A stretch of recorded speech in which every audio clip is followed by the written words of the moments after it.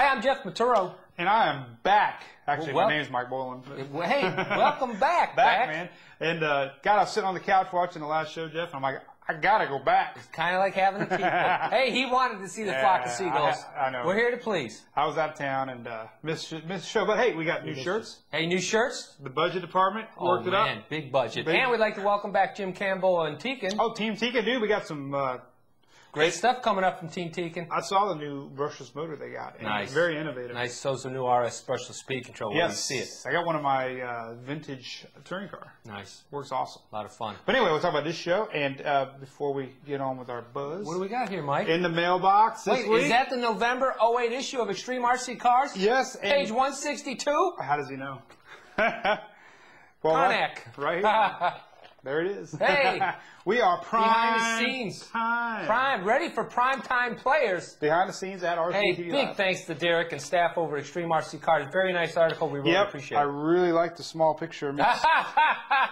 You know, that's been an issue here at the office. Me sleeping? He's having a real problem with that. If anybody would like to get an autographed copy, come email us. Nice. Hey, buzz on the boards. Hank over at hobbytalk.com, Mike. And hey, one more thing. Go ahead. We did talk about this. This is probably the most jam-packed issue. There's more content in this issue than any other one. Dyno Not test, that we're in it that makes it the best. Learn how to. But it's awesome. Great issue. Vegas yeah, IC you coverage. Want to see some Vegas updates and fuel mileage highlights. They got everything. So good job, man. Buzz on the boards. Hobbytalk.com, Mike. Yep, we go there for stuff, and this week's we buzz. do go for there for stuff. Why we go there for the economy and how it has affected your racing. You talk. I'm gonna have some candy corn.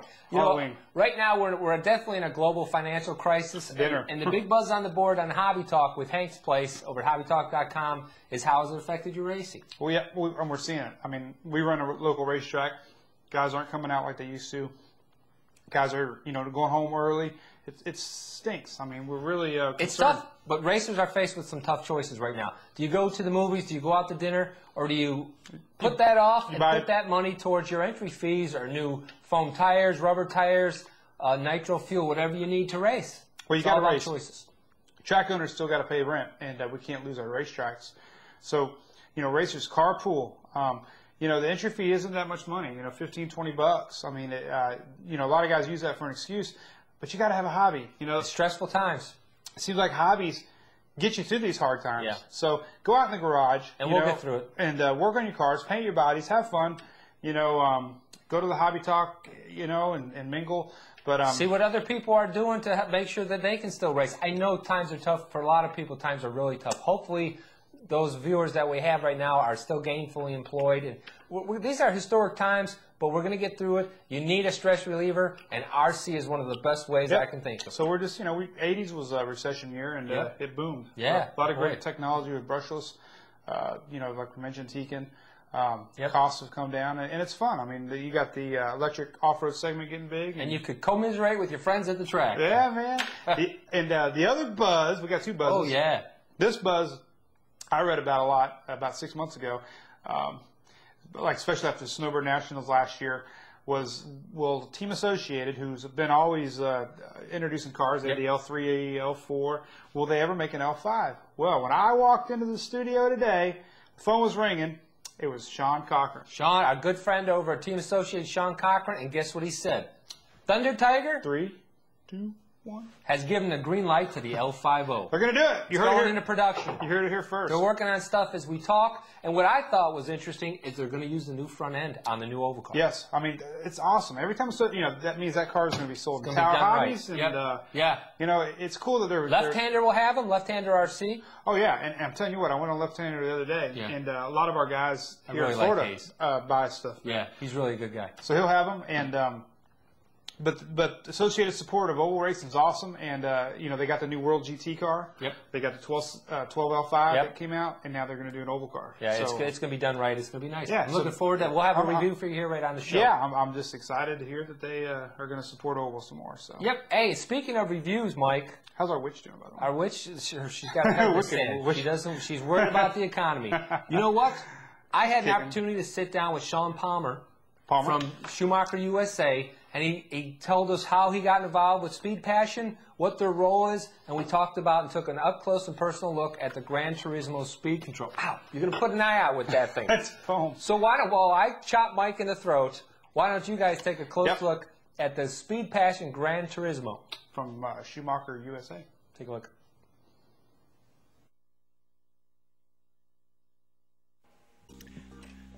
We're the U.S. distributor for Speed Passion brand brushless controllers and motors, and what separates Speed Passion from the rest of the crop there is that it's a combined unit. It's both sensored and sensorless. And how that works is it does use the sensor cable to get a read on the motor. So when you start from zero, there's never any cogging. It's always positive control. Once the motor starts to move, then it does go to a more sensorless operation. And sensorless does increase the overall power available in the motor. And one of the other benefits that you can have with a sensorless running that you don't get with a sensor unit is you have the ability to control the timing advance on the actual speed control itself. So these speed controls with any sensored motor are able to dial in the timing for whatever situation you'd like, along with the gearing to really dial in, especially for this type of racing. The amount of horsepower that you can get from a motor is radically important, so this gives you an edge on anything else available.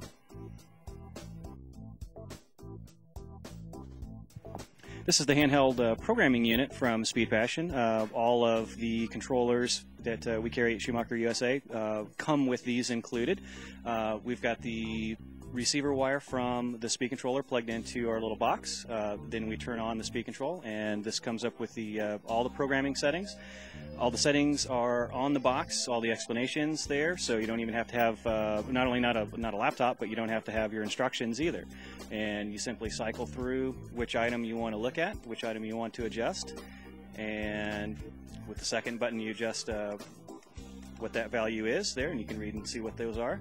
And when you've got what you want, you hit the OK button, and that actually sends those settings into the speed controller. You turn things off, plug it back into your receiver, and you're all set. And that's as easy as it gets.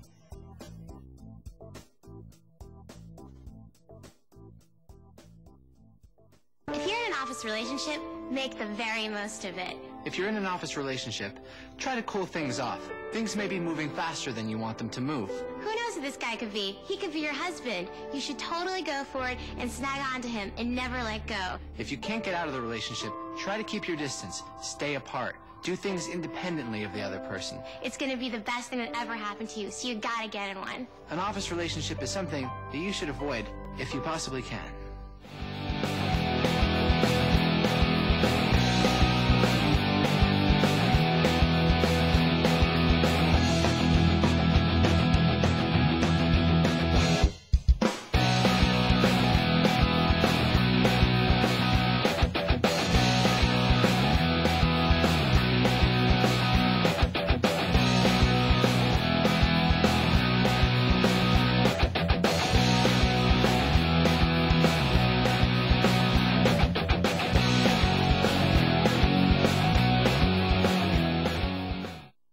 A lot of emails we get is about caster and camber, and so we figured, what the heck, we'll show everybody what caster and camber is on a vehicle. This is our associated T4, which will soon be converted into an 8-scale J Concepts J82.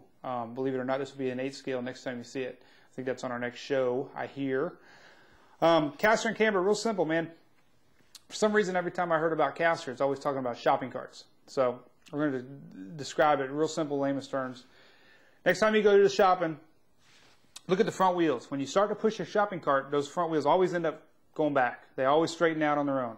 That's because they have caster designed in the wheels. And caster is a method to when you apply forward, movement, the vehicle will stabilize. Shopping cart will stabilize. Same principle. Off-road cars have a ton of caster. Probably 30, 40 degrees caster in some of these vehicles. The idea is that when you hit the gas, you want that vehicle to go straight. Under power, a lot of you guys that race off-road, I was the worst. When you're under power, these things go straight. You can have these wheels turned, but you're going because that's what they're designed to do. When you're under power, it makes the cars push. A lot of stability. An oval car, touring car, you run a lot less caster because you need that car to turn. Off-road, it's stability. So you'll see off-road vehicles with a lot of caster. Camber, really the only thing camber does, bottom line, I mean, some guys use it for tuning. Basically, it's a way for tire wear. You'll see with our truck here, it needs a little bit of camber adjustment in the rear. But camber, especially on touring cars and oval cars, it's a relation that your wheels are in. Straight up would be 0 degrees camber. If you start adjusting the wheels and they cone in, that's negative camber. Off-road, we'll show you here in the front of this race truck here. You'll start out, it probably has about a good 5 to 6 degrees of camber, but here's what happens. When you go into a corner and you apply a lot of load, you'll see that tire starts to straighten up. If you didn't have a lot of camber in the car, when you go to steer, this front tire would actually roll, and I've seen off-road vehicles do this. When you turn into a corner and you get this rolling effect, it'll actually make the truck almost want to roll upside down. So, when you it looks like hey, well, there's a lot of camber on that wheel, but when you go to steer and you actually roll into a corner, you can see that wheel straightens out, and that's going to give you maximum traction. Showing the rear here while we're zoomed in, this tire, I'm getting a lot of wear on the inside here. Okay, ideally you want this tire to wear right down the center, and especially with these little knobbies here, you can count. There's about 4 rows here and about 3 rows right here. That's showing you it's wearing more to the inside. Well, this wheel actually needs to be cambered out just a little bit to get the wear pattern more in the center. So, you can use tire wear as a good tuning, and that's usually how all the fast guys do it. It doesn't seem to handle, and I'll tell you what it does on the rear too, though. When you get a little bit of roll in the rear, you want that wheel to straighten up. So there again, you want maximum rear traction, and it's just a way to keep the tires flat on the ground. 2 little tricks we're going to show you that I do. It's simple with a Sharpie. I always used, and I still to this day, when I build a new car, I get confused when I try to make a caster adjustment or camber adjustment. You always end up turning the wheel the wrong way. So what I do, it's real simple. It looks kind of corny. I just draw a little arrow on each one of your ball cups, and that's telling me that'll turn the wheel in. So that when I put my wrench on here, I actually know, okay, that's gonna bring the wheel in. So you're not out at the racetrack and it's hot, sweaty, and you're turning it the wrong way. And a lot of guys like to make adjustments in small increments. This way, you know that if you turn it the wrong way, then you got to go back to where it was, and sometimes you get all messed up. So that's a good start.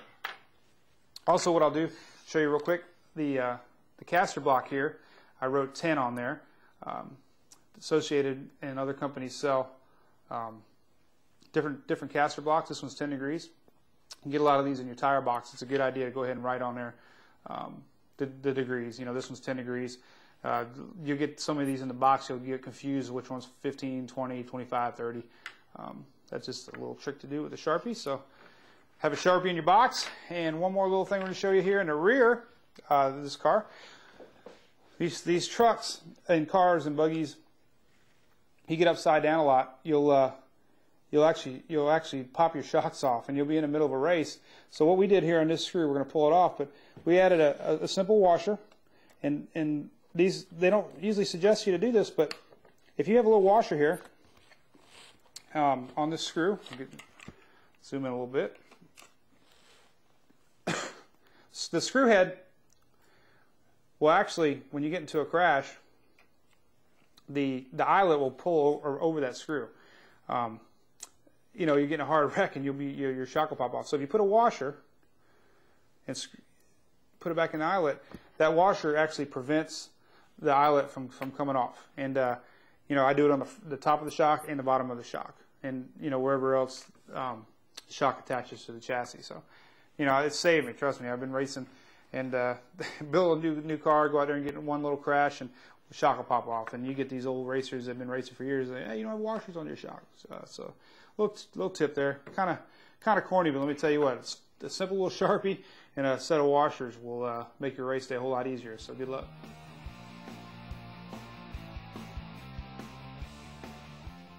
You ready to call Dale Epp from Protoform? Because I am. Yeah, let's hear what he's got to say. Let's do it. Let's get him. I got him right on speed dial. We're going up to Canada. We're going up to Canada, eh? Hope everybody could hear this all right.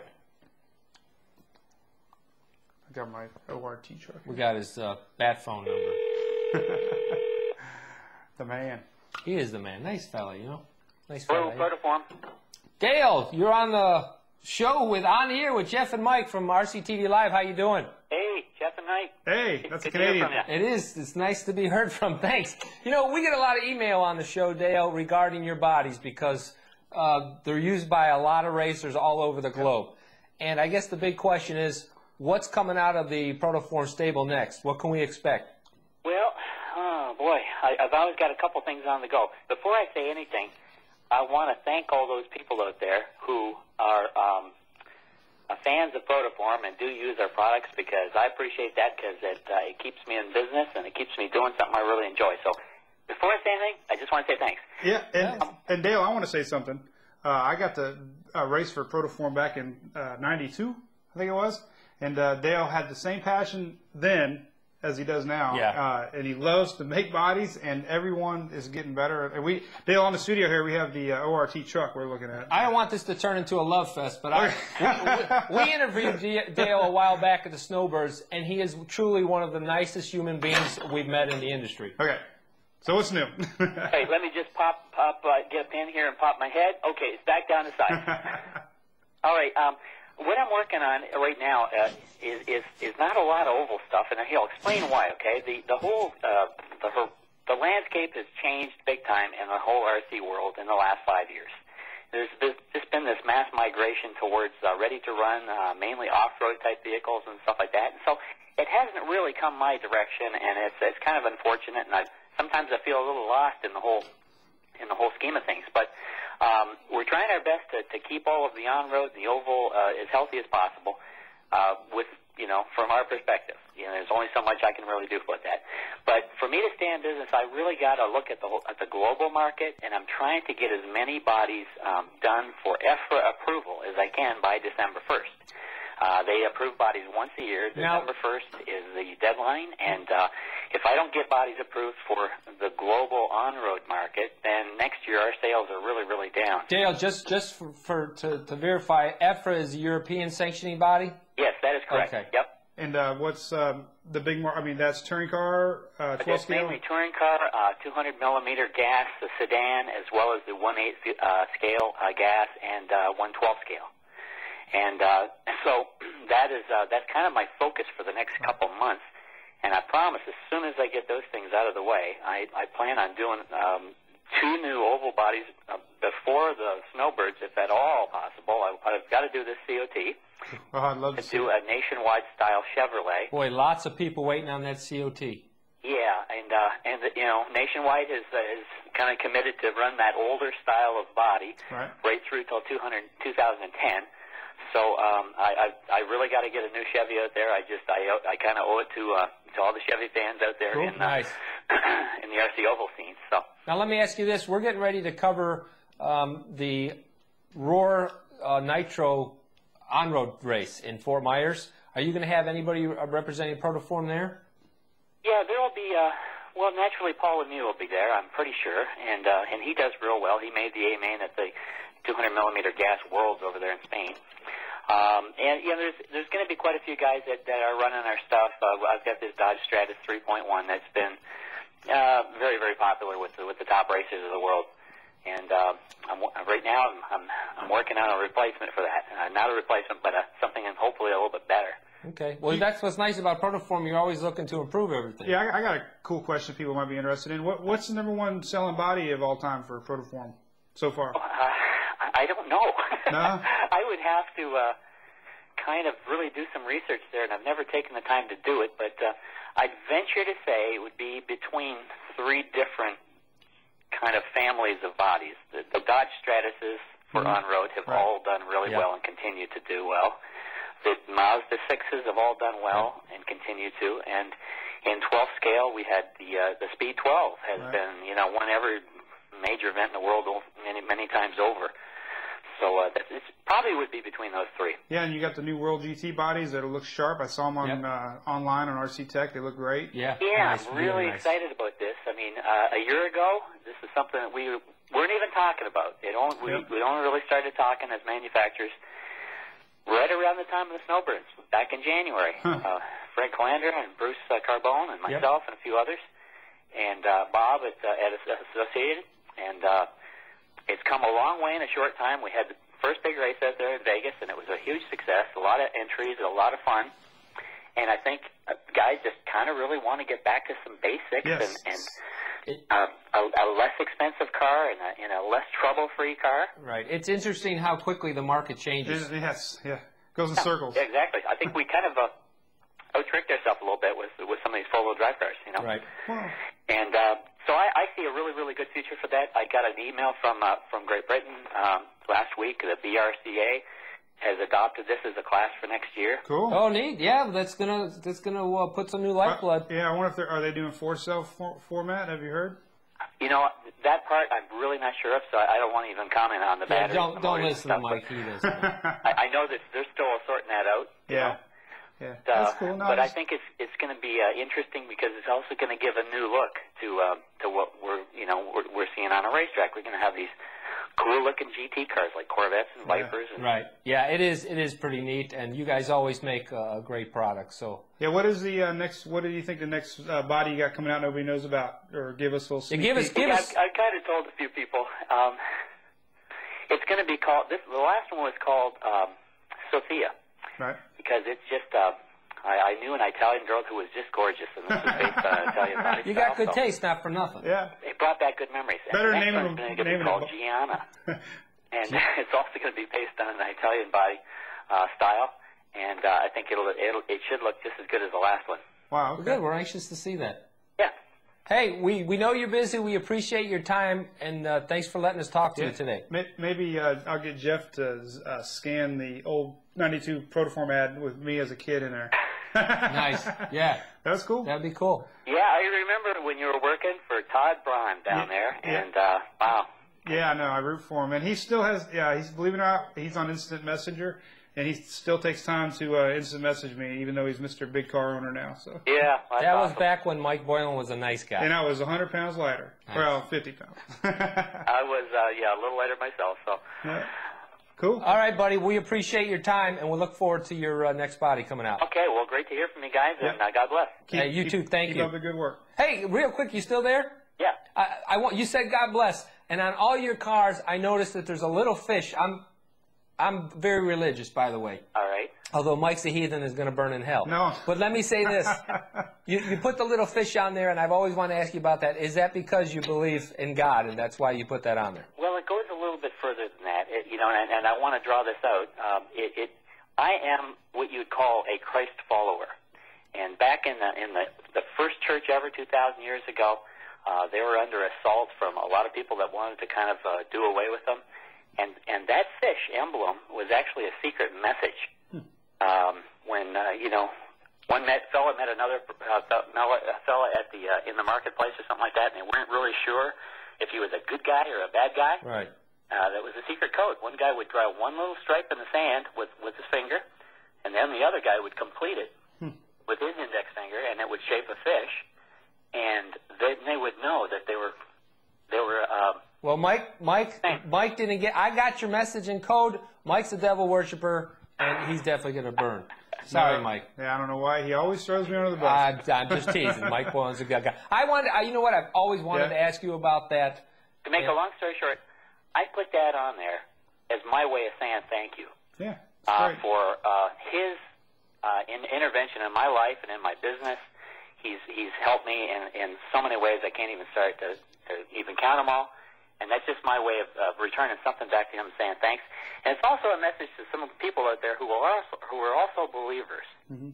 Because in this culture we're living in, it ain't easy. Right. And it seems like we're outnumbered big time. Right. Well. Sometimes we have bad days, and we get discouraged. And I always want this guy to pull his body out of the bag and look at that and go, hey, check this out. Yeah. I am not alone with what I believe. Hey, that's pretty neat. And well, he blessed me with a little girl, man. Yeah, he did. Got another one on the way. Yeah, so. which is pretty nice. Got a lot to look forward to. All right, I got to go get my tissues. I can't take anymore. Hey, you're a good guy, Dale. Well, I appreciate that, and I've had some help, believe me. Well, we're looking forward to seeing you at Snowbirds. Yep. And, glad to hear you're coming this year. We'll have you live. We're going to do a live broadcast from there. We'll see you then. Yeah, I can't wait. All right, buddy. Thank you again for your time. All right. Bye-bye. Bye-bye. Cool. Nice little story there. Boy, he really is a nice guy. And I've always wondered, I By the way, can't guys, tell you how many hey, he believes in God. You know I'm teasing. I don't know. He does. I think that We're might have teasing. just voided my contract. For No, me. it did. We were just teasing, and I got it's a just baptism to go to this Sunday. By Do the you way, really? yeah, I'm a godparent. Yeah, I don't believe that. No one would trust I got you. married. What are we doing next? But that was cool. What we're Good to see doing Dale. And this is, by the way, I was playing with his truck. This is just ORT truck body. Yeah. That I think we talked about a year ago. He got second place. At the second place. That's my proudest achievement in RC. Yep, we got the Protoform sticker. So. Very nice. Real nice fella. So thanks, Dale. Hey, we're going to take a look at some race footage right now. Yes, I was there. Tell us about it. It was the Paved Oval Nationals. Yep. Up in South Carolina, Donnie Burnett's track. It's up in close to Greenville, up in that area. But it's real nice. Big high speed. You'll see it. High speed oval cars. Had a lot of fun, and we were there. Did some good stuff. So yeah. Well, thanks for covering that for us. You always do a great job. yeah, man. I always Mike and I hope knows oval. We got coming up. We got the Nitro on road Nats, and I'm hoping to go to Tony Stewart's open wheel race. Yep. A lot of good stuff. Might visit the iHobby Show, live broadcast from the Snowbirds. We got stuff from Tekin coming up. I'd like to thank all of our sponsors, and we're going to have the J Concepts J82 next show. I said that they're in the tech tip. I know you did. I'm just recapping. Good to be back. Well, anyway, we're going to end the show with that. Yeah, we're going to take a look at your oval race here, and for all of us here. Hey, man, thanks for watching. Get that Extreme. Yeah. Page 160. Live right, work hard, pray often. Bye, Go have some fun. Protoform. See you.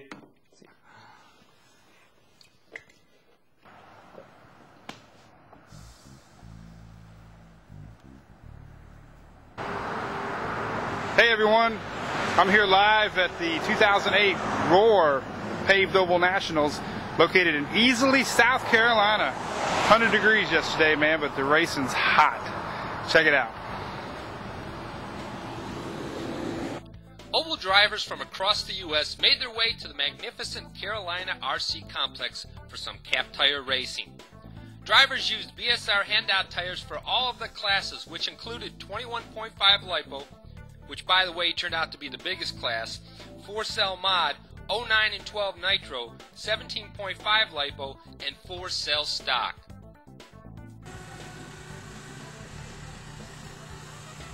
I was really taken back just how nice this facility is. Sit back and enjoy the sights and sounds of your 2008 Roar Paved Oval Nationals. I'm still shaking. Trying to get a run, he looks inside, gets a runner, Tim Smith back up under him. They're side by side down the front stretch. Tim Smith with advantage out of two. Now here comes Bob back inside. They're back and forth.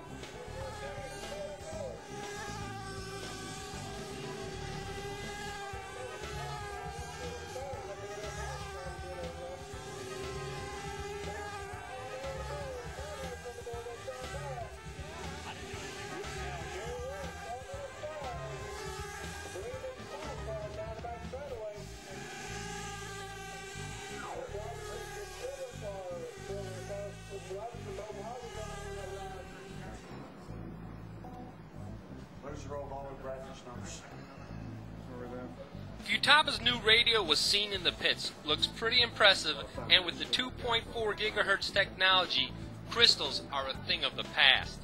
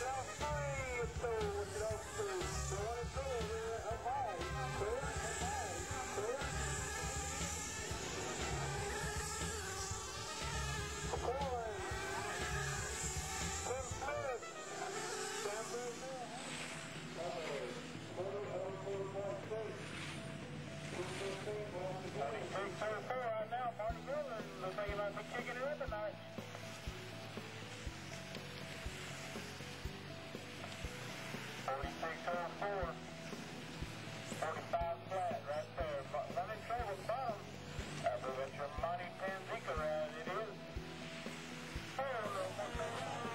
lot of good people helped make this race such a success.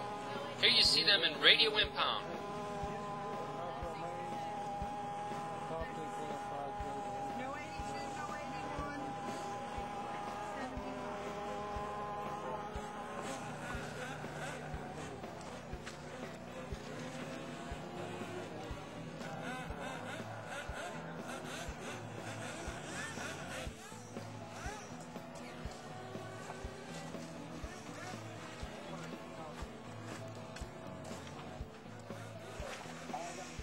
It was unseasonably hot in South Carolina. Sometimes the weather reached in the triple digits, but that didn't stop the action.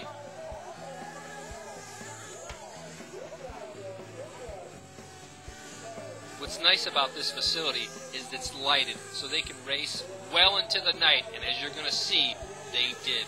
Awesome facility, just awesome.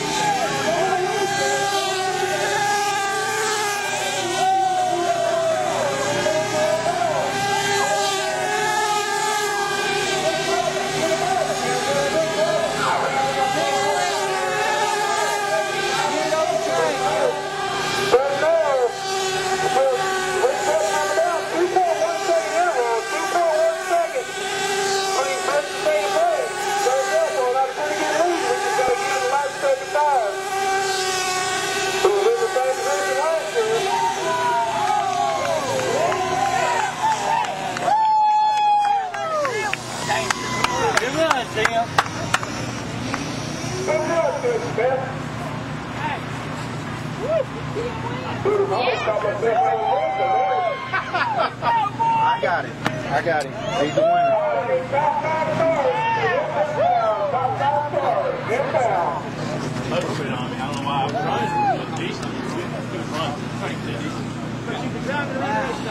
Oh, man. Hollowed out strings on that muffler? No, they just threaded on with it. It's 500.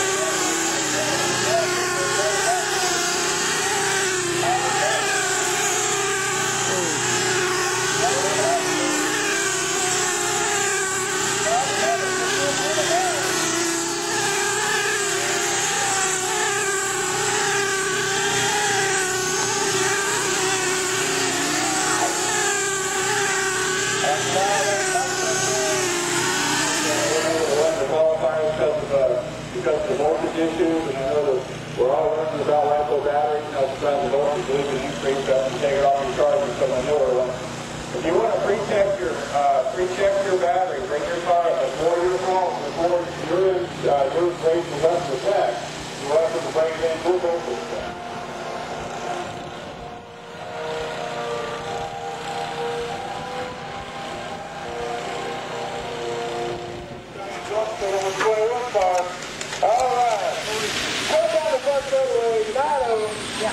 Always for one piece of road. In your green gutter right now, that orange one car. In your green, your leader down the back straightaway.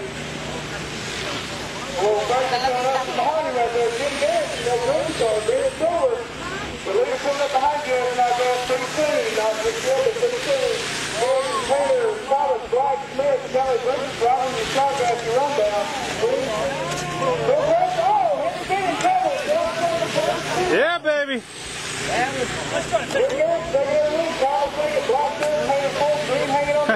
think he went quicker than 35 miles. Oh man, look at that. That was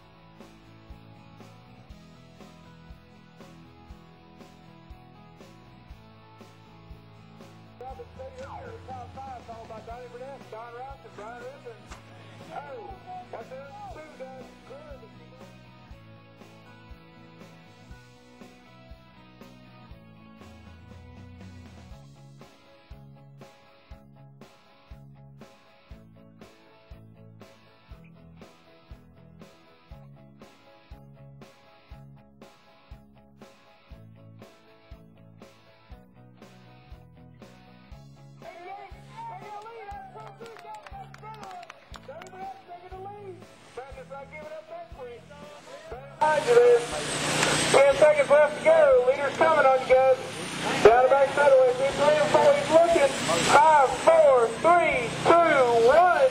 Keep going, guys. Lap you on. Finish lap you on. McCollum, you're done for the Rebecca finish. All right, everybody's done. Here's the rundown. 3, 2, 1. And we'll still want to get there. We'll get it rolling again. McCollum jumping up to the lead. Hill the second, roll for third. Irish fourth, Benfica fifth. Fast and furious.